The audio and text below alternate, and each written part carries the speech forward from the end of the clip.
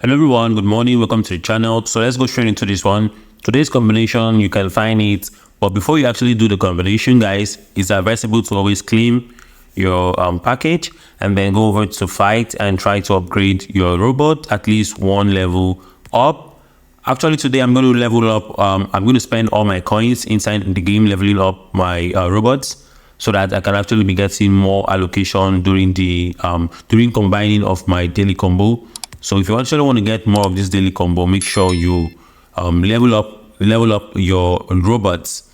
Okay, so after you've leveled up to how you are satisfied, or up to how much you can afford, then just go ahead and just play the daily combo. And mind you, if you're actually leveling up, you're going to be getting more allocation of your daily do I call it your daily income or something like that, your earnings. Okay, so that will be a good one. Okay, let's just go back. So click on rewards and just let's go straight into the daily combo. Okay, so the first card for today is going to be this one here. The second card is going to be this guy, just right here, this one here. The third card is going to be this one here. Then finally the last card would be this card here. Okay, so let's go ahead and check it. Okay, so you can see we got our points combination for the cards correct. See you guys on the next video. See you guys tomorrow probably.